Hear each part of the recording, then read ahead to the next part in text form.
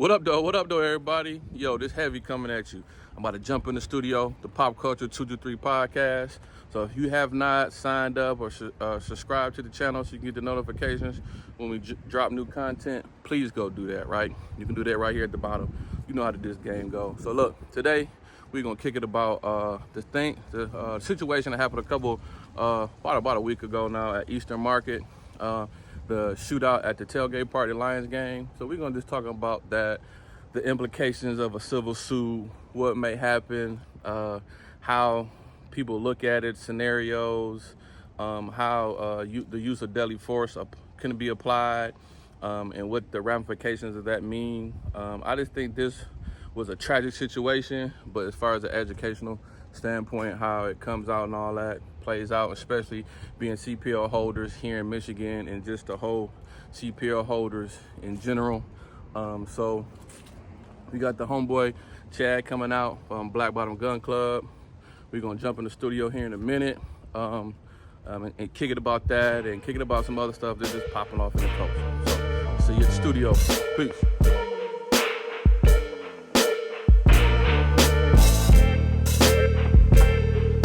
What up, though, everybody? Welcome back to another episode of the Pop Culture 223 podcast. We've been off for a minute. If y'all have subscribed to the channel, which I need y'all to do, you probably see me doing some shooting, some vlogging. So, I jumped into that world a little bit just to keep the audience engaged with what we had going on. You seen me and Bear shooting at some competitions at a Shooter's Lane. So we had some fun with that. We're going to get back to that, doing that, shooting. Just, we don't just talk about it. We try to be about it, right? So, look, today's guest, I ain't going to say a guest, but he's been on here before, but. Friend of the show, definitely. My homeboy, Chad. Chad was on the first season?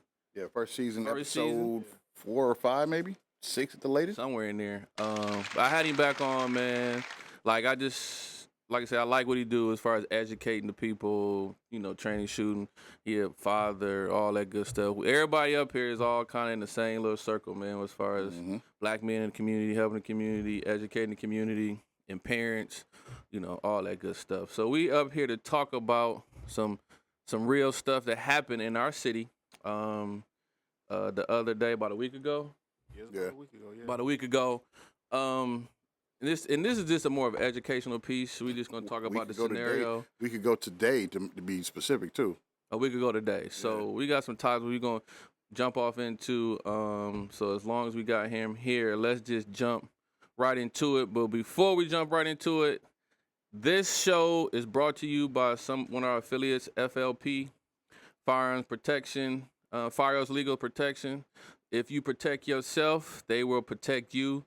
And just so happens the topic we on today, it got something to do that is I don't know if bro had it, but in the grand scheme of things, you should always keep it and always have it. So let's get into it. Today's topic is stand your ground in the spotlight. So the scenario was it was a shooting at a Lions game. At a tailgate party.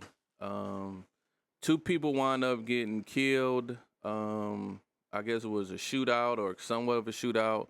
But I don't know help me out if I ain't explaining it right. But so it wasn't per se a shootout, but like you said, it was 2 guns were involved. One person produced a gun, from the way the reports are. One person produced a gun, more or less brandishing. Another person retaliated in self-defense. So I'm saying that according to what the reports are. Now we'll get into with Chad, was that really that, or perceptions or so forth, but that's what's being reported. Well, one thing I was out there talking about, and what I kind of didn't like about the situation, it was a shooting down there, and it's like we can't go. It seemed like ever since, I don't know, a year ago, whatever, things just been getting turned up and hotter in the community. Yeah, it's almost like you can't go nowhere and do nothing and just have fun without something popping off, right? Now, I hear somebody was talking about it was over a parking spot.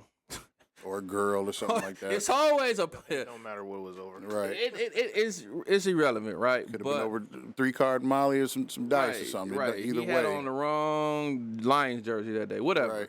But like, you can't go nowhere and have no fun without having something may happen. You know what I'm saying? So, it's just unfortunate. But I just thought it was a good educational thing to educate people, because the police chief came on there, and to me, my opinion was like he was just beating up CPO holders, because he kept saying, well, the guy was a CPO holder. The guy was a CPO holder.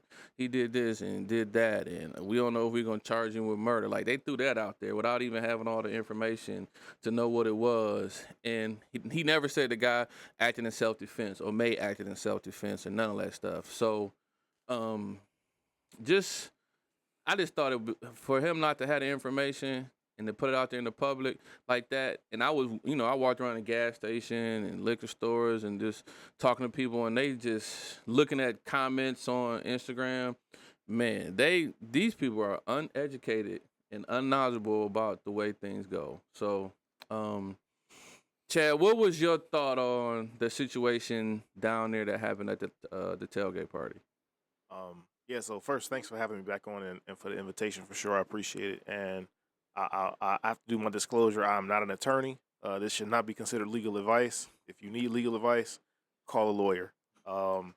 That being said, it's a lot to unpack. I'm glad you said that. Because we should have said that too. Yeah, We're having a discussion. Right. Yeah, we just having a conversation. We're going to try to get a lawyer on here. I'm going to make a phone call later and see if we can, get somebody. Yeah. Facts. But first of all, it's a tremendous loss for everybody involved, right? Mm-hmm. These are people whose family members are now gone. Yep. Right? It's children who are now fatherless. Mm-hmm. Mothers who don't have their sons no more. Yep. Right? And on the other end, you got somebody who is going to be likely haunted for the rest of their days with the decision they made Mm-hmm. to preserve their own life at the expense of not one person, but two people. Yeah. And regardless if it was intentional or not, we know that, at least one of them was intentional in terms of self-defense. The other one was certainly unintentional. It would be, by all definition, I would look at it as a freak accident for the innocent bystander to have been killed. Having said all of that, and having the unfortunate pleasure of being able to watch the video of what happened, I honestly cannot say that I would have done a whole lot different in that moment. Now, if you ask me what I would have done beforehand, I probably, as soon as he was talking mess or whatever and walked away, I probably would have been like, you know what, it's time for me to go or move from this space. From this space, right. Right. That's probably the one thing I would have done different in advance of Mm-hmm. that situation materializing. But that's not what we got. So we are where we at. So in that time box, in that vacuum of that situation, I cannot say that I would have done a whole lot substantively different than what actually happened. I mean, the dude, I believe his last name was Mr. Welch. I'll just go with that. He came up and had the gun in his hand and racked around in the video.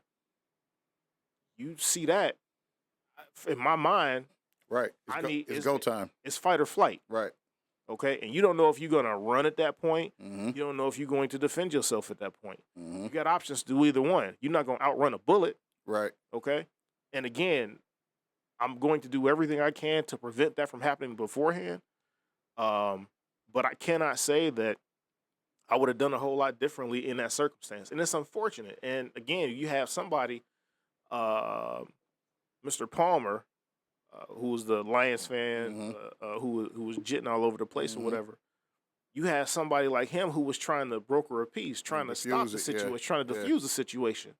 Okay?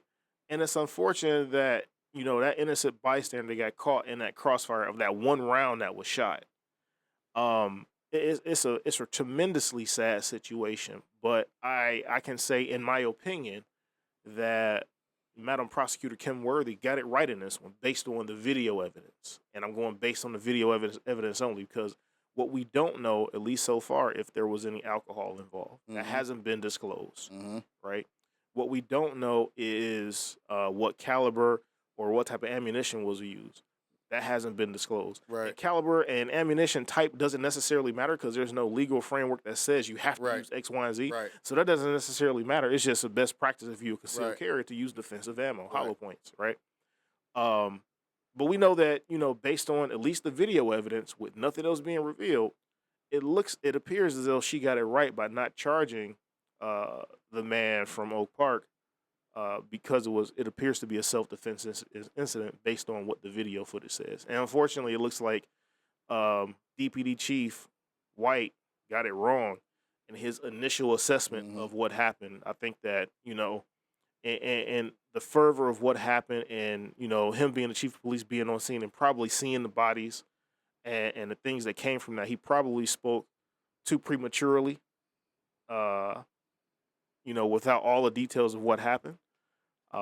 So in his initial statements immediately following, Right. I believe that he was, pretty incorrect in terms of what his assessment of it was. It wasn't until the video evidence was, reviewed by the prosecutor's office and things like that, to where the prosecutor, again, based on the video, what she saw and what's been out there publicly, it appears that she got it right so far. See, man, I want to address both things in a positive for us two-way community, but also kind of not just playing devil's advocate, but also you'll kind of get what I mean, what I'm saying. So I think, and just knowing a few people and a few things, I think Chief White said what he said partially to, they try not to give the media too much early because a lot of that contain a case one way or the other. And so I think he was trying to give information and slipped up and said, probably the wrong things at the wrong time. It sounded like he injected his personal bias a little bit more than what he should have. Right. That's what I'm saying. Like, he was trying to give a statement, but he tried, he leaned a certain way in the statement versus just being as vague. Because they normally like kind of pretty vague about this. We don't know yet. We don't know. We're going to look at the evidence. We're going to blah, blah, blah, blah. Where he went a little, probably, like you said, guessingly, but still possibly more personal bias. So that was that. Now, here's my take on the worthy assessment of not charging the shooter at all. I think that's a great thing based on what I know and understand from it and seeing everything. However, from the greater grand scheme or big picture of it, I think at least for Wayne County, we're not going to say that for Oakland County or Washington or anybody else or the whole state or any other place, but for Wayne County, I think that actually now, for prosecution side of things, kind of throws a wrench in some of these other shootings that may happen in a similar fashion, meaning that there's a bystander hit. Because what that now tells you is this, and again, I'm not saying that, again, don't take this as word as Bear says to ignore this rule that I'm about to explain or say. That's not what I'm saying. But in the rules as an instructor that we teach, one of them is know your target and what is beyond. Part of the reason we teach that is because of the legal repercussions that can come from that of what's the quote unquote beyond. So with her saying that there's no legal repercussions from a criminal sense of that kind of, I don't want to say debunks, so I'm using that term for lack of a better term. That kind of debunks the knowledge of that rule right there. And again, please don't take this as Bear said. I'm just, trying to throw the angles out there of what can be perceived, because I can tell you right now, you get some good lawyers out there, you're going to have a lot of that being debunked, and a lot of people are going to get, I don't want to say get away with, but will be able to get away with or get off of charges that they otherwise may have been charged with. Because typically, and a lot of times previously, I know you've probably seen it as well. Something like that happens. A lot of times they're trying to charge them for that pass through because they're responsible and liable for everything that, every bullet that leaves the gun. I hope it stays that way. When it is okay, let me backtrack and say this. We all know everything firearms is circumstantial and gray matter. So nothing is going to be a certain. So I don't want to blanket it and say I hope it stays that way. But you get the point where I'm going, though, Chad. Yeah. I when you talk about that, the prosecutorial side of it,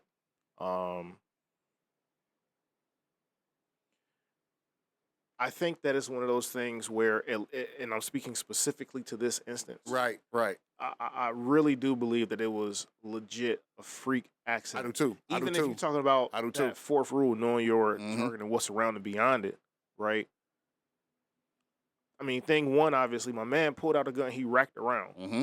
Okay, so you kind of are, physiologically, mentally, whatever. You kind of in a different space at that point. Agreed. Okay, that's thing one. Thing two, if someone gets in between or behind or next to the intended target and becomes the unintended target, um, I'm not saying that to excuse anything that happened, Right, because right. there are two people that should not be dead right now, and Correct. one person who was arrested that should not have been arrested and has to deal with this for the rest of their life. Right. So it's three people at minimum Whose plus- lives have been changed forever. There's three people at minimum who have whose lives have been ended or changed forever, or by proxy, the Right. lives around them have been changed Right. forever. So let's not forget that piece. But I really, really think it's important that Rule 4 matters. Yes. All of those, firearm safety Mhm. rules or whatever are always going to matter all the time. Agreed. But you never know what is exactly going to happen in that moment. It's chaotic, Mm-hmm. it's surprising, it's threatening. Yep. Okay? And so when you talk about chaotic, you have no clue what is happening or going to happen. It's threatening, somebody's trying to end your life, which was clearly the case. Yep. And it's surprising, you don't know what's going to happen next. Exactly. Right? So it's one of those things where I look at it and I truly believe that it was a freak accident. I don't Mhm. believe that the person from Oak Park intended to kill the innocent bystander. Right. And, like I said, I don't know that I would have done a whole lot differently. Agreed. I may not have gone for a headshot. I'll say that. I probably wouldn't have gone for a headshot. I might have tried to go for center mass. But quite literally, in that moment, that vacuum of a moment, that's probably the only thing different that I probably would have done. Everything else, I can't see me doing a whole lot different in that instance. And I hate to sound so callous around it, but I try to have to I have to try and kind of look at it from a objective space, Right. almost like an out of body experience. What Right. would you do differently type of a thing? Right. But the reality is, two people should not be dead. One person should not have his life significantly altered and haunted by this. And the families of all three of those individuals, again, should not have had their life impacted by this insane tragedy. Everybody should have been having fun at this game, Right. this tailgate. That's what Right. should have been the case. So And let it me should have ask been you left this. at that. So in this situation, just like some of the, just jump into some like terminology, like Michigan stand your ground law. Do you think that played a factor in that in some kind of way? So the stand your ground. So just for those who don't know, Michigan is a quote unquote stand your ground state. That's the kind of common term that we call it, stand your ground. But what it states, and again, I'm not an attorney. Well, let's say this. The law permits an individual to use deadly force to protect themselves if they have a responsible belief that they are in imminent danger without the duty to retreat, as long as they are legally in a location where the threat occurs. Correct. So, if you got a honest and reasonable belief that your life is about to be over and you're in a place where you're doing the right thing, you're not in the commission of a crime or none of that stuff. Michigan does have a statute Mm-hmm. that says that you don't have to run away Mm-hmm. and you can defend yourself. Okay. Running away before defending yourself. Running away before that moment Yeah. occurs in that vacuum. Right. You don't have to run away. Right. I'll say it like this. I agree with the premise of stand your ground laws. As a matter of practicality, if I can get away from a situation before I have to deploy my firearm, I'm going to do my best to get away. Right. Right. For full stop. Having said all of that, do I think that statute played a part? Possibly. I do think it probably did, because in that moment, again, in that box, that vacuum of a moment, you had one person who was a clear and present threat to everyone around them Mm-hmm. by having a gun in their hand and then racking around, putting a round in the chamber. Once you put a round in the chamber, Okay, let me ask you the question. Why do you keep saying that? saying what? Rack around, opposed to just As opposed to just brandishing? Yeah. So I guess I'm just wanting to talk because you keep saying that, so I'm just like you need to let's talk. Why you say that. And again, there should not be a differentiator between, someone brandishing a firearm and then brandishing and deciding to rack around. Right. To me, it escalates when you decide to rack around if it's not one in there. I agree. Yeah, it's right? I'm not saying that it's not a threat if you got a gun right there, because somebody could rack around and pop off real quick off. That's easy to do. right. But once you bring the gun out and then you rack around, you've escalated at that point in a way that it wasn't before. So that's why I kind of make that delineation. Well, I guess us because we fire instructors and everything else we do is just like the moment I see one is immediate action. Yeah. But it just you kept saying he varnished, he showed the gun and he racked around, so it's like a kind of a two-step. It was already escalated at that point. Yeah, it was the moment he showed. I was like, bro, what is this doing? And then I was talking to a guy at work, and I was like, yeah. They was like, well, he could have did this and that. I said, listen, if you see any videos, you see him show it. And then you kind of see him get close to the individual. And that's when the guy, the defendant said, pulled his gun and shot him in the head. And I was just like, look, he is so close to him. It couldn't have gone to me no other way, but just like that. And I agree. Right. I definitely agree. Because to your point, it was already tense, escalated already as high as it could get. But then, at that point, I mean, my man from Oak Park, he could have drew and shot as soon as he seen the gun on my guy, right? He could have done that, and likely has still been, in the rights legally. Again, that's my assumption. See, I like the adding of the and he racked the slide because, again, even as instructors and as shooters, we know when we see, hey, that's an escalation. Now it's time to, possibly we may have to do and so forth. But we also know that, like you said, if we can de-escalate with, hey, my bad, you cool. That's, hey, if we can still diffuse, cool. Because at that point, a lot can still go on. But it's the exacerbation of that next move of, oh, you racked one. So you got one in the head, right? So now I liken it to this, and this is going to be a good one, but maybe an off one. You pull up, you know me, I'm in a Mustang, or I got a Mustang. I pull up to a dude in a Charger, and I'm looking at him stupid, and just keep on looking at him all crazy. Man, he ain't trying to race, man. I ain't trying to race or whatever.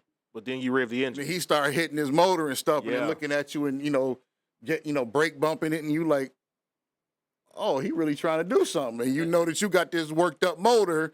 So now you like, well, what you want to do? Cuz you want to put 5 beans on it, or how do you want to do this? We, you know what I'm saying? I'm just thinking, but it's that thing of, oh, well, he could be, but no big deal. And then he started doing all that. It's that further escalation of the escalation. You done took it all the way there. Like we thought there was no more space to go, but you literally filled that gap right there, racking one and putting one in the head.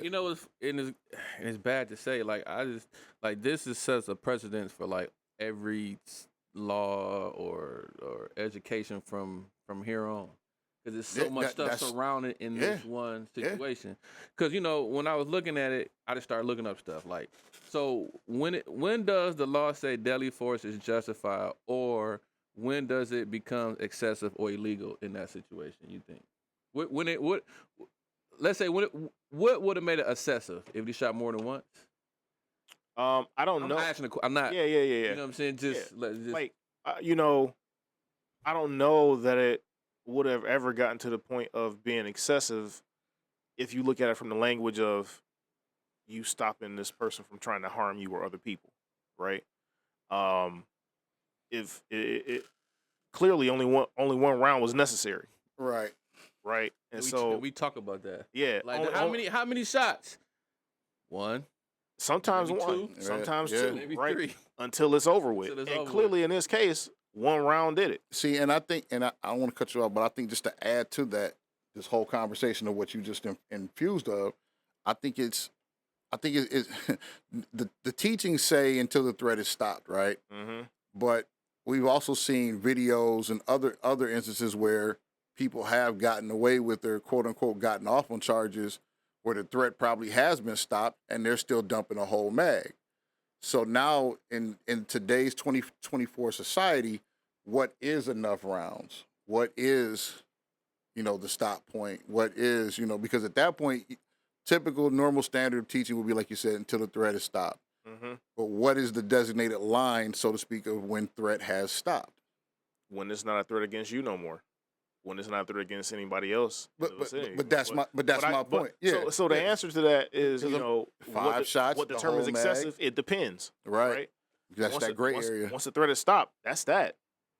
Well, listen, I just like But it. yeah. You know what I'm saying? Like, when I'm saying this, I'm just throwing terminology out there so we can sure. talk about it. You know what I'm saying? When Talking we talk points. about the talking points, like we talked about like the use of deadly force. If you are, I'm gonna say loved ones are in imminent danger, to your body or whatever, then you can use deadly force.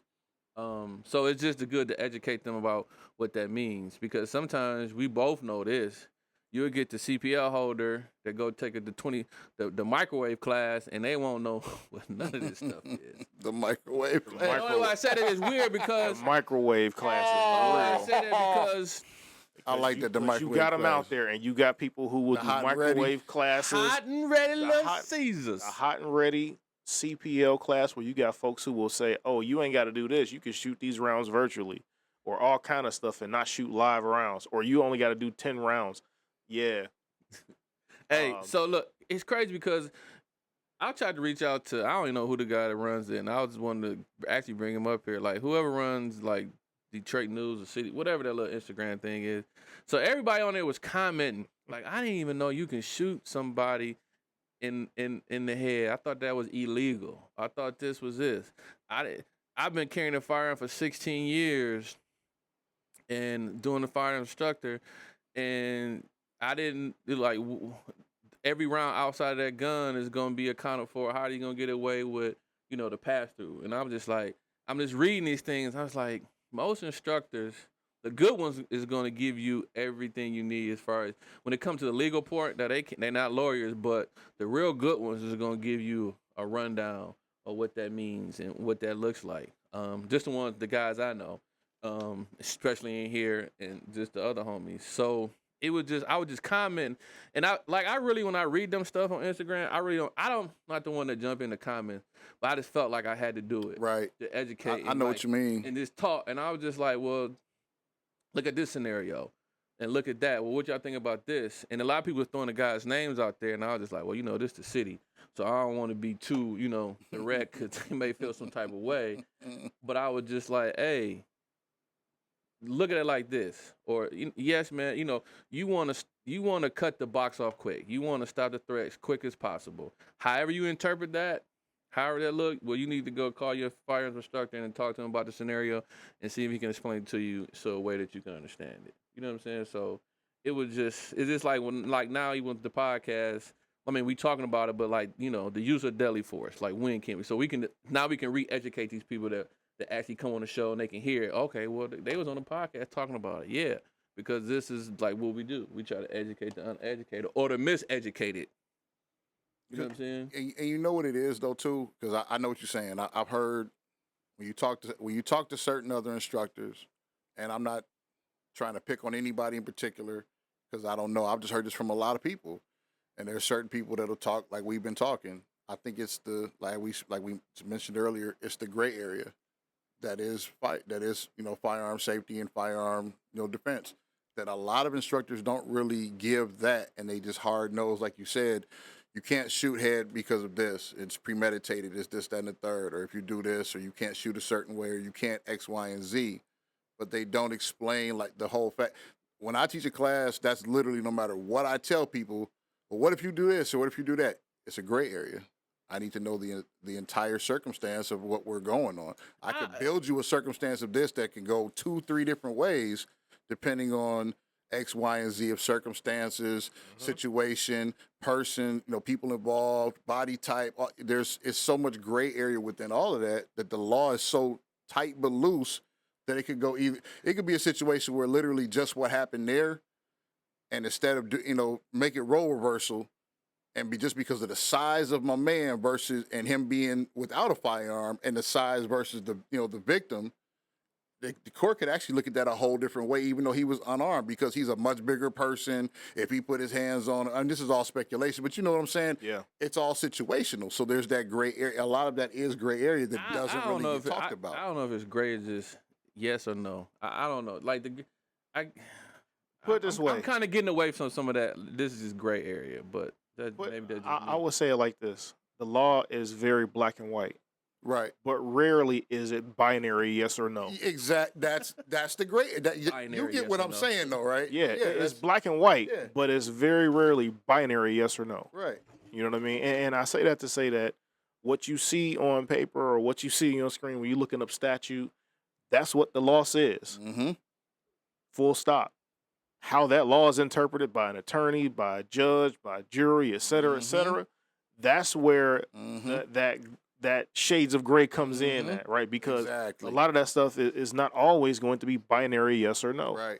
And that's why it's good to have USCCA insurance, FLP, firearms legal protection insurance, so they can have a lawyer that can go out there and actually speak on your behalf and to understand the law. So that's why it's great.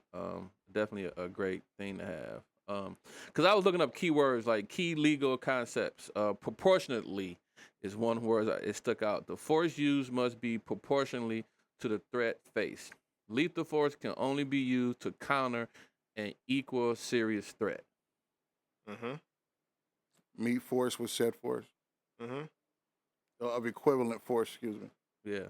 So, I was just looking up words and terminologies just to have some talking points to talk about. Because when I was in the Black Bottom Gun thread and you and another gentleman, Chad, was going back and forth about the civil idea of a lawsuit, and then me and Bear was talking about it. So, do you think this is a two-part? Do you think that the family has a leg to stand on with the person that defended themselves, or do you think they can? Could they sue? 'Cause I'm thinking they may better sue the wherever the situation happened at. Eastern Market? Yeah. That's Because they might not have. They can maybe determine that they didn't have adequate enough safety precautions in place to deal with situations like that. Because police had to be down there. They were. They were directing traffic. So That's how you got over there so quick. green light, red light. But you know what I'm saying? What was that? What you think about the civil aspect of the fallout? So the civil piece is going to be the interesting one, right? Because if you look at state law and specifically part of the Self-Defense Act of 2006, and we're looking at Public Act 314 of See, that's why I caught Chuck. Every time I'm on there, it'd be like he know the numbers. Yeah, I'd be like, man. I was like, Chad be on there. Where to go. MCLC 2 point. I'm like, man, let me go to this. It's read like this. going to ask your pastor what psalm was what, and he could tell you. It was Jacob 372. Hey, we son. having church. And you Chad. like what? Chad here. But Thanks, Pastor. Thanks, Pastor. Go ahead and break that Bible study out right quick. Go ahead. Right, but if you look at that public act, and it's a series of public acts, 309 to 314, I believe, of 2006, that comprises the self-defense law of 2006. And you look explicitly at 314, that talks about civil cases and how things can be litigated civilly.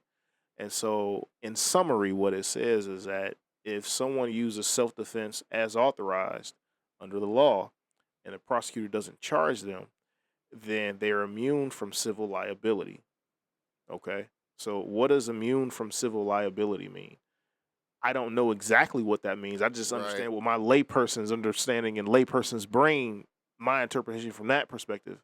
And to me, as a layperson, not a lawyer, it says that if I'm immune from civil liability arising from the use of deadly force as authorized, that means to me that the family of the persons who lost their lives, they can file a suit. That means I'm responsible for answering said suit. But if I'm immune from civil liability, what that likely means in my layperson's head is that the judge or whomever the authority may be is likely going to dismiss that lawsuit because of what the statute says. And so if we look at it based on, again, my common understanding of what words mean, it seems to me that, yeah, they could file a suit. He'd have to answer a suit, but it probably won't go nowhere. That's part one. because of that. Part two, if you look at potentially suing Eastern Market, that becomes really interesting because Eastern Market didn't have a policy of it being a quote unquote gun free zone. Right. Okay. So they didn't have that policy in place with that family. And again, Eastern Market, that district is a private entity. That's private property, technically. Is it? Yeah, it's private property, technically. Mm. So they can, if they choose to, make it a gun free zone. When Chief White talked about them potentially making it a gun free zone where they would set up the metal detectors and things like that. So they could do that. Now, if the family wants to sue Eastern Market, that would be really interesting as well because they could say that at this event you didn't have the security in place, yada, yada, yada, so on and so forth. I don't know how far it would go, but I do believe, again, my layperson's understanding, that they probably would not have much to gain from filing a suit against the individual who defended themselves. Does that make sense? Yep. So, and that's why I pointed at both of y'all because I was really about to address you from what you said. In the conversation that we had, I He think about to lie. He about to lie because I told him. He about to lie. no, Bro. no, Go ahead. no, Go ahead, no. bro. Do your thing. I He think about to lie. nope. I think we both said exactly what he said, but separate parts. Because what did I? Because you said he can't be charged. I said he could be charged. They could file it because they can't file it. But you said they wouldn't have a leg to stand on. So I think we both were saying the same thing he said, but just separate parts of it at each other without saying the same thing, together. Yeah. You know what I'm saying? Because He just Luke Skywalker. Star Wars. but Bring that's that legit. one. But that's legit. But that's He just legit. Obi-Wan Kenobi job. But that's Hey, legit what happened. You kept saying, listen, nah, if dog. you ain't never they heard don't of have nothing to homeboy stand on. And I'm Obi-Wan like, they Kenobi, can file it, though. with the Jedi mind trick, he just did that to y'all, bro. That is not. I'm going to start recording our conversations Chad, now, we had a dog. conversation. I'm going to start and recording these conversations. And this was dog. prior to, me and you talking, and he was like, he was talking about, they can be sued to this suit. And I'm just like, bro, I guess what he was saying, yes, they can go to court. Yes, you said the civil suit, and he has to address the civil suit. He has to answer the civil suit, yeah. Okay, I guess that's where we at. So he can be sued by Michigan law regardless of what the situation was. And I was saying, I don't think they got to let it stand on. So, I agree. That's what I said. To your point, if you're talking about in terms of legs to stand on, I'm there now. So. if you're talking about in terms of leg to stand on, would that suit go anywhere? That's what I was. It probably won't. Right. It likely won't. Excuse me, because of Public Act 314 and being immune from civil liability when you use deadly force as authorized. What made you think Ken Worthy just did that? Like you think my wife was like, it's funny when your wife is involved in stuff. She's like, yeah, they about to get off this, and Ken Worthy probably don't want to take this case because she gonna lose. That's what my wife said. So she was like, I don't think she gonna win. When she announced that there would be no charges filed, I was like, shocked. Ken Worthy said what? Right. I was shocked. And this is not necessarily a knock on Madam Prosecutor Worthy. It's not a knock on any of those public officials. Thank you for your service. But just looking at the history of how things have been ran relative to firearms law in Wayne County in particular. That's what I said. I said earlier. Yeah. And how sometimes it seems like it's a little bit slanted against the person who's the gun owner in terms of the application of said laws. It was very, very shocking. But again, I believe, again, as a layperson, that she got it right based on what we've seen with the video evidence. I was talking to somebody a couple of days ago about the situation. They were like, they told her not to file this lawsuit. I'm like, who was the they? Right, who's they? Who was the them? It's always the them and the they, this nebulous, whoever they are. DeLeon. Right. They told her not to do this. He was going after Diddy. Right. Whoever it is, he was like, they got a hold of her. I'm like, I don't know if it's necessarily a they or what have you, but I do think that, again, looking at what is available out there publicly in terms of, whatever the evidence is and the several different videos and things like that, I believe that she made the determination it will be really, really difficult to prosecute that case with the outcome of a successful prosecution and, a conviction based on what is, publicly available, I'll say. I was telling people, just talking, I talked to people at work and we were just kicking it, and I was just like, the moment one of the guys came back with the firearm at the when he went to the car wherever he went to and came back with the firearm, he put everybody at risk that was there. Mm-hmm. So if it's 600 people there, he put everybody there at risk. Mm-hmm. So he's the one that escalated the situation. Now, if he didn't leave or he was there and all that, maybe if he was a CPO holder too, it could have, been a little different or whatever. But it's because he left and came back, he put everybody else there at risk. And then people are like, well, what about the guy that got the person that got shot? The innocent bystander that got shot. I said, listen, he came back. He put that guy at risk. Facts. Because he came back with the firearm. Yeah, and they didn't really that didn't compute to them how that made sense. I was like, listen, if he's not there, nothing happens. The moment he comes in, the formula changes. Stirs the pot. It stirs the pot. And he was a CPO holder as well. See, I didn't. Was he? Yeah, so the one guy who was walking up with the gun and racked it, he was a CPO holder as well. Okay. Okay. So, and that kind of, I'm gonna say it like this: in every class I teach, I tell everybody that the purpose of this class is to show you exactly what to do so you can avoid having to draw a firearm, to avoid having to pull a gun out. I want to teach you all the things that you got to do to avoid that outcome from even being a thing, okay? But I'm going to say this. If you are a gun owner, particularly a CPO holder, you have to have a higher moral aptitude than the average person. And what I mean by that is you have to have a default position of respect for everybody's life, as opposed to being in a position where you feel like people need to earn your respect. Nah, have the default mindset or disposition that I respect you because of your humanity by default. Right. That's it. Full stop. And when a person is devoid of that default position of respect, you see what happens in this incident at Eastern Market. Because my man came back because he felt disrespected or what have you over probably something that wasn't even worth losing his own life or putting everybody else's life in jeopardy. You see what I'm saying? You got to have a higher moral aptitude and a higher moral disposition than the average person, because quite literally, you have a tool on you that can end or alter somebody else's life significantly and change your life forever. Yep. And so you got to go with that in mind. Like, people say, it's being a punk, but it's cool to not get engaged in certain conflicts. Right. It's cool to not engage in stuff. Right. It's cool to not respond to people.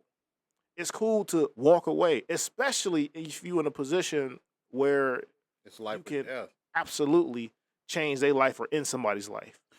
And then, I ain't going to jump on the police chief, but he kept saying, like, well, they should have used de-escalation tactics, this, and this. Well, how you know that wasn't what was going on? Like, they were probably in there like, man, y'all just chill out.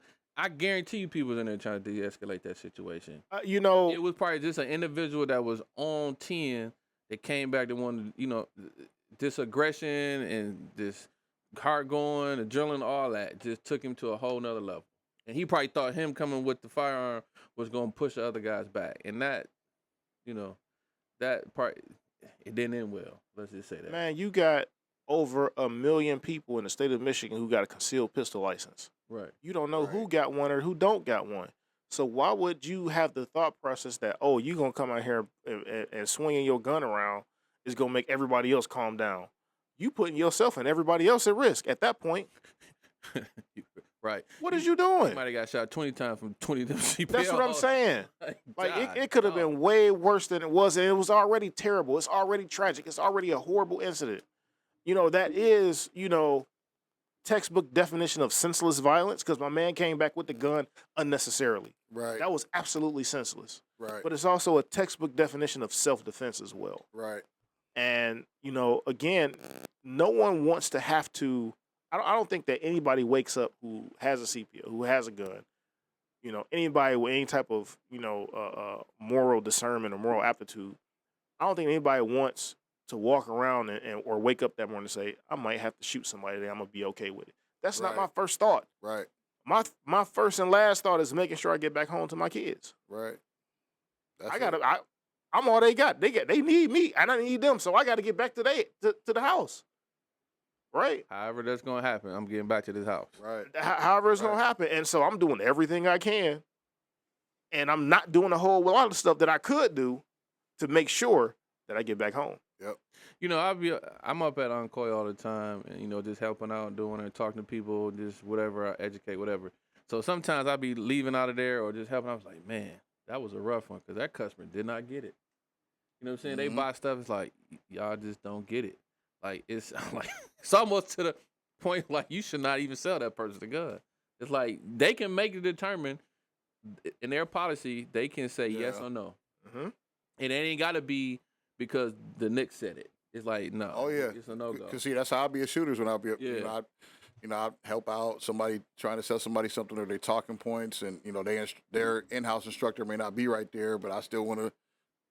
But this, that, and the third, you know, and we talk and like you said, man, it's some people, but trust me, they do. You know, I'm saying this. I just know their policy is you like can. That one story we was talking about. I'm pretty sure they got a file in the back somewhere in a folder of denies because of the situations. Yeah. So it's just like some people just don't get it, man. And it was just unfortunate that it happened like that. Now, what do you think about the whole gun-free zones downtown anyway? So, because technically you could be in the street with it, but you just can't be on the sidewalk. Yeah, which is real weird, right? Wait, like, what? So you know they put those passive right. gun detectors through Greektown and stuff like that or whatever. Yeah. And interestingly, I want to say, what was this? This was maybe either, I think it was like right around June, like early June. Our gun club, we did some community outreach. We went around and passed out gun locks in the Greektown area. Oh, okay. Right, and downtown, like on the Riverwalk and in Greektown, we went around passing pamphlets and locks or what have you. So we migrated to Greektown, was doing the same thing. And you know, obviously they got those passive metal detectors on the sidewalk where you got to walk through and this, that, and the third. One of our gun club members walked through it and he got flagged for having his firearm, so they asked him for his CPO, right? And I'm thinking to myself, okay, had he walked around that and walked around the street on that, what would have been the difference? You know what I'm saying? To answer that question, so to speak, I know the city of Detroit has advocated to allow or has advocated for the state legislature to end state preemption as it relates to firearms laws. So what I mean by state preemption, meaning that locality, a municipality, city government, county government cannot establish a law that contradicts the state law. Yeah. Okay. Particularly as it relates to firearms, right? And so as it stands right now, the city of Detroit cannot create a gun-free zone, a public gun-free zone, or what have you, because that contradicts the current quote-unquote gun-free zones established in state law. Right. So I'm glad you're digging that. So meaning like what? Just dig into that a little bit more. Like So as an example, we talked about Eastern Market that's essentially private property. That's owned by the Eastern Market Conservancy. Right. If they want to, they can establish that as a gun-free zone. Right. Whereas as it stands right now, I don't believe that it is. They may go back and make that a gun-free zone, and they will be within their rights to do so because it's private property. You can make a gun-free zone out of private property. The Conservancy would have to. Right. The current Conservancy would have to do that, but not the city of Detroit mandating that. The city of Detroit can enforce it, right, by the police department, but the city of Detroit cannot mandate and say, this area is a gun-free zone because it's private property. The city of Detroit cannot make public property a gun-free zone. They can only, you see what I'm saying? Oh, 100%. Because I'm walking down there and I'm walking down there and I see the metal detectors on the right side. There's no metal detectors on the left side. Yeah. And I'm saying this is stupid. Until you go like 2 blocks down. So here's why I said what like the way I did, because like you're right, if you do walk in the street or around it. But here's the caveat to how they get you though. And I seen it firsthand during the draft because me, Dub, and Pops were down there. Is Greektown is Greektown private property? No. I mean, yes. I'm sorry. Greektown as a whole. as a whole, it's still public property Okay. because it is city streets within the inner workings of the city. But what I'm saying is, they basically corral you and make you go through it. Mm-hmm. However, to add to what you said, though, what if somebody does slip through and goes in the street and around all the commotion and gets through? Then it makes no difference. You know what I mean? But when it's an empty street and nobody's on it, and it's the three of us walking down there, well, then, yeah, they can do their job, in quotes, job to corral us through it to make us go through. What about the Renaissance? However, and again, Riverwalk. I'm not disputing. I'm just, saying what they do and can do, or not can, but what they do in that scenario, how it plays out. But And I'm not gonna call. yeah, I seen this on Instagram. It's this dude. I think it's dumb, honestly. And this is dude in When the. I seen it, it was like, dude, I get it for the draft purpose because it was so many people down there the way it was, and some situational things that I'll say that I saw Mm-hmm. for the magnitude of what it was. However, as a whole of what it is, I still thought it was dumb.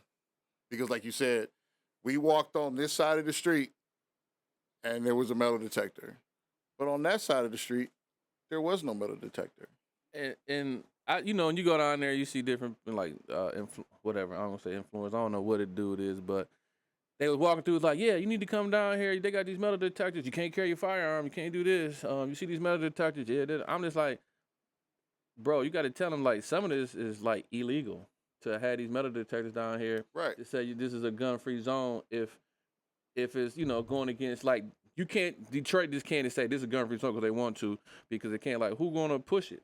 You know what I'm saying? Like no, y'all can't really do this because it's going against state law. Like people need to say that. Like you can't don't just go down there and say you can't carry your firearm. Look, they got these metal like bro, that's not. I was like that's illegal for them to be down at Greektown and say I can't carry my firearm on that side of the street just because they said that I can't carry it on the side of the street. Right. Yeah, I think so I walked on the left side of the street. Yeah, and in some cases you have, private entities that may rent or lease public space. Right. And when they rent or lease public space, it therefore becomes private property for that block of time. Right. And so they can enforce that gun-free zone Yeah. where they can have those metal detectors legally and stuff. So that's how another way to get you. But just to say that, this particular district or zone, the city trying to mandate it as a gun-free zone, as it stands right now, they're currently unable to do that because of state State preemption. law. Right. I'm glad you said that. Run it up. Because I always want, I know, I was like, listen, they can't do this. And I looked like, this is gun-free. I said, listen, bro, they can't enforce public property as being a gun-free zone unless it come down from the higher up. So I just thought that was About 10. I just thought that was like, just to educate the people on like their laws, especially here in the city of Detroit when it comes to CPO holders and there's people not knowing, what's what. But so look, I got a question. Sure. You still trying to get that in too? Hey man, this my stuff. Oh, So okay. listen, My bad. I thought you was trying to show it off and all, I mean, I got this. This is a COD. It's called Clip-On Holster.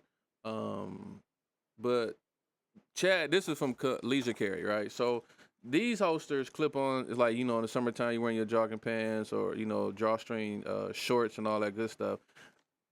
I wear a lot of shorts with belts, belt loops. So I thought about getting this because I got some shorts and stuff I wanted to wear. Mm-hmm. So I've been carrying a 48 with it, my Glock 48. I'm not real sure I can carry anything heavier than a Glock 48. So if you check this out. So you saying my 43X would be perfect because it's, Like 48S just it's a little made kind of, shorter. and I know Chad, you said you carry the Enigma. Yeah. You can like if I got jeans and belt loops on, I'm rocking my jeans. You know what I'm saying? I'm carrying my belt. But when it comes to like shorts, summer shorts and stuff like that, or sweatpants, I haven't yet. I wore some Nike like jogging shorts, and I was outside all day, and I didn't really have a problem with the 48. But I don't think it. To me, maybe a Glock 19, maybe a little too much, a little bit too heavy for it. But I'm still running it to see. But you said you like the Enigma. Who makes the Enigma? Yeah, so I rock the Filster Enigma. I have an Enigma Express, built for the Glock 48 MOS. Mm-hmm. For those that don't know, Filster they made this essentially it's a holster chassis system, so to speak, Mm-hmm. and it affixes to your body, not necessarily your clothing. Mm-hmm. So it's clothing independent. Right. You quite literally can wear your drawers and have this Enigma system around your body, and you are, you carrying your gun. You know what I mean? So, I prefer to wear that because I can wear it up under any article of clothing that I own, whether it's a suit, whether it's jogging pants, whether it's my jeans, whether it's cargos, whatever the case may be. It's because it's clothing independent. I can wear it no matter what I'm wearing. So I prefer to wear that. So clothing independent. So basically, this is independent to the clothing because That's depending. That's dependent to the clothing. Yeah. Right. And that's like earlier, like I was saying, that's why I like the the comfort concealment belt, because it's literally the exact same principle, but just instead of having a holster system with it, you can use whatever holster you already have. Yeah. So I can take, my 43 holster and I can put it on that, but it's still independent of needing clothing because it goes directly around your waist or around you. Like I said, I'm, fall is fall season is shooter season. Hoodie season, baby. That's our season. Jeans, hoodies, and Hoodie season, baby. Yeah. Yeah, we get out but in the Flannel summer, shirts, jackets, right. and all. But in the summertime, I just wanted something like an option. And leisure carry, my homeboy Parallel Defense, he always talking about this and rocking this. So I just reached out to him and actually just talked to him and told him what we was doing. They sent me one. The homies up at Uncoil, they always wearing shorts. It's weird, man. See, and I go to the gun store. These guys don't have guns. Like they don't have jeans and guns. They got shorts and guns. Right. Like, what are y'all doing? See, and I've been always curious because I've seen that before. And then when you got it, I've been meaning to, get with you about it and see how you liked it, because I've always wondered with stuff like that too. Like I got a belly band and all kind of. We got little guts. I was in the backyard. But I'm just saying from other options. I'm the dude, man, and I just from experience, and we all know this. I tell students too, like, look, don't worry about when they start asking, what about a holster? And try them all, because you're gonna have them all anyway. It just happens. Real. You know what I'm saying? Because you're going to have a holster. Until stuff like this comes around, you're going to have a holster for when you're wearing, like you said, a suit. There's a different holster for that because of the belt and that. When you this and that, summer, winter, blah. So you might as well just go ahead and get them all anyway. But because of stuff like that, when I saw that, I was like, well, dang, I wonder how much different that would be carrying that way versus with the belly band or the comfort belt and so forth, so forth. And I see it's kind of adjustable. It's got like two separate sets of screw holes there. So I'm just conscientious of carrying like heavier guns when it comes to like certain clothing. Just I don't want to hang. I think the belt, the belt keeping the firearm with the holster is just like a conscientious thing. I just be like, look, I'm good. I don't, But I put this on, bro. I was barbecuing, picking up ice, dumping it, and it was cool. But like I said, I just had my 48 on. Yeah. So it was it was something different. Yeah, I have two Filster Enigmas. I have one that's specifically for my Glock 48. It's called the Enigma Express, and essentially what it is they attach one of their holsters to it. And they ship it to you direct. The other one I have is the light bearing Enigma, so it comes with their multi-gun holster, the Floodlight 2. And for those who don't know, the Floodlight 2 by Filster, it retention is enabled by the amount of light that you have on there. And so they have an Enigma that has a Floodlight 2 built on there, so you can have literally any type of gun based on whatever light you have. They always sold out too, ain't they? A lot of times they are. I got one, and I'm telling you, I can carry the same way I carry my Walther PD. The same way I carry my Glock 48 MOS on the Enigma. I can carry my Walther PDP, my Glock 19, my Shadow Systems, I can carry one of my Canics. So as long as it's got the light on there and it's around my body, again, it's independent of my clothing. Do it go around your leg? They have a small piece that's called a leg leash that can go around your thigh. I tore that part out. I don't like that. I don't like what that felt, so I don't even use it. Yeah, it looked like the leg leash. I like the name. Yeah, that's what it's called, a leg leash. I'm like, I don't want that. That don't work for me. That's funny. But the chassis system itself, absent of that leg leash, just being around. Like I've been wearing it all day today. Through all the places I've been, even right here, and I'm sitting up talking to y'all right now. And, I'll say it like this, holsters and stuff, they're not house shoes. Right. So you ain't about to be like maxing and relaxing and comfortable in like it's a pair of house shoes or a good robe or something, right? It's going you gonna feel something on your body when you got a holster, but it's not obnoxious and it's not intrusively uncomfortable in that regard. I'll say it like that. So for me, like the filter system works. It does what it's supposed to do, and I can carry literally just about any gun that I want with the Floodlight 2, and then with my 48, I carry that all the time, no matter what. Right. Like I said, I've been running it. Like I said, I haven't taken it outside and put it through the drills, but just wearing around the house and basically everywhere I was going, I was cool with it. Chad, what you think? This is just a question. What you think as far as in the culture for us? How you think it's been going for like this firearms and this B2K? I call it. Man, I think Black 2A. I'm sorry, B2A. Yeah. I'm like B2K. I'm about to say, what's the K? B2A. I get the black B2A. 2, but what's the B2K. K? I'm like, wait a minute, man. You talking B2A. about, Bump. Right. You know what I'm saying? I'm like, don't they got some controversy on their own? I don't want nothing to do with that. I think the unfortunate reality is that within the Black 2A space, when you talk about outside of us, who was kind of always in that realm, in that world, doing stuff, whether it's training, competing, teaching, whatever the case may be, outside of those folks, for the masses of the black population, guns only become relevant when it's politically expedient, right? What I mean by that is, if there's a quote unquote political threat, you're gonna see an influx of black gun owners and black people taking classes and things like that. When they don't feel like there's a political threat, I'm good. I got who I wanted in office. I got to worry about it. You know what I'm saying? And that's unfortunate because the idea for me in my head is I'm concerned about every single right that we have, including up to and including the right to keep and bear arms. I treat that with the same sense of urgency as I treat the right to vote. Like I absolutely believe every single human being, particularly black folks, should be voting in this election.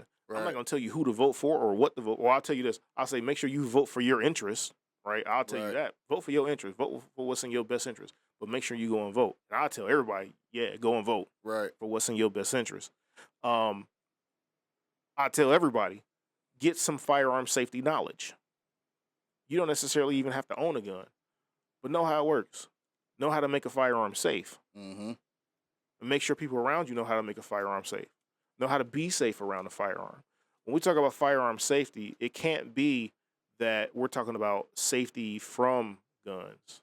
We need to really talk about being safe, safety with guns around, because you talking about 400 million guns across the country in people's hands. You know what I mean? That's at least some of the statistics out there. Right. It's impossible for us to be safe from guns because there's so many of them in circulation. Right. And folks ain't about to turn their guns in. If you think that's going to happen, you're mistaken. But at a minimum, you should be able to be safe with firearms, safe around firearms. Have that knowledge even if you don't own a firearm yourself. Well, some people are like, man, you just voting for such and such because you carry a gun. I said, listen, unfortunately, us as black people, we have a lot more on the table to worry about opposed to what you have to worry about. That's a fact. So I can't just go one way because they just pro-gun, whatever. We got a lot more checks we got to check off before you get my vote. So I was just like, look, don't just because they pro this and I carry, I said, that's not the way I'm going to vote. We got a lot more stuff to worry about in our communities because not just firearms. So. Yeah, just because I carry a gun don't mean we got a whole bunch in common. That's probably the only thing we got in common. Right. That's a good way to say it. Right. That's a good way to say it. And while it's important to me and it's valuable to me, and I'm going to advocate for that right, just like I advocate for voting, just like I advocate for fair housing, just like I advocate for education, right? That don't necessarily mean that, because this person is anti this one thing, I'm not going to vote for them. I don't have the luxury or the privilege of being a single issue voter. Right. I tell everybody all the time, I split my ticket, my ballot all the time. I never vote for one single party all the time. And so, for me, again, I encourage everybody to be registered to vote. I encourage everybody to, if it's easier for you, get an absentee ballot and turn that joker in so that you ain't got no excuse saying, you was at work, so you can't go vote. Right. You got so many options in the state of Michigan to make sure that you are able to go and vote Right. to participate in this process. Make sure your voice is heard. Yeah, and let's be clear for everybody out there who say that the Electoral College is a fraud and it should be popular vote. If a candidate wins the popular vote, they win the Electoral College vote. Remember that part. If you win the popular vote, you get the electoral votes as well. So literally your vote does count. Like I want to say the last presidential election, the person who ended up winning, they won the state of Michigan by like 110,000 votes. And they got the Electoral College votes as a result of that popular vote. So your vote absolutely does matter. And again, I'm not saying who to vote for or, anything like that. Make sure you vote your conscience. Make sure you vote in a way that's going to, support your interests and what your needs are as an individual and the needs and interests of the community you're a part of. But make sure you go and vote. Again, you can go to michigan.gov/votewithalphas. Yes, I'm going to plug that. Michigan.gov/votewithalphas. And you can register to vote there online. You can find your polling location. You can find early voting sites. You can request an absentee ballot, and you can update your voter information and your voter profile as well. So there's a bunch of different ways to participate in the process. And, as Black people, we need to engage all of our rights to be really fully enfranchised citizens. That's from the ballot box, the jury box, and the cartridge box. Franchise citizens. I like that. All right, we about to wrap it up, Chad. I want to thank you for coming, bro. Like I said, I reached out to you in short notice. It hit me when I was looking at this stuff on that feed we on. I was like, man, I need to have Chad up there because I need to get somebody that's educated in the game to come and educate our people. Just give some insight on that scenario. So like I said, thanks for coming at the last minute, man. Thanks for showing up. Yeah, man, I appreciate you. And for those who are interested, I got a class on October 5th. You can register at apxdef.com for a CPO class, and I got some other classes listed as well. If you're interested in the National African American Gun Association, of which I'm the regional director and chapter president for the Black Bottom Gun Club, go to naaga.co. And you can join you can email the Black Bottom Gun Club from there and join the national organization and all that good stuff. Get some good training, get some good education, and do some good work in the community. Yes, and please send me all the information.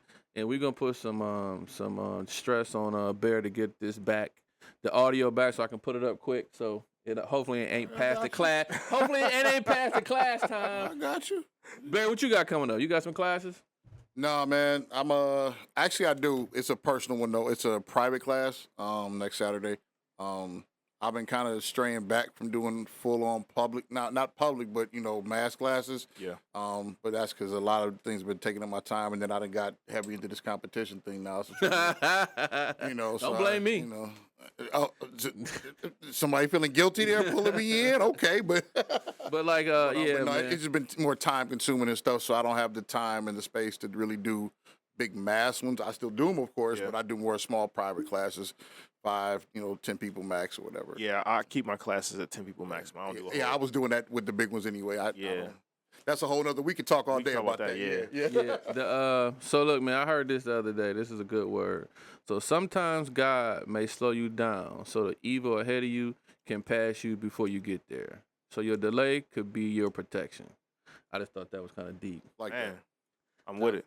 I'm with it. So look, that's it from us. Game recognize game. We recognize you, so please recognize us.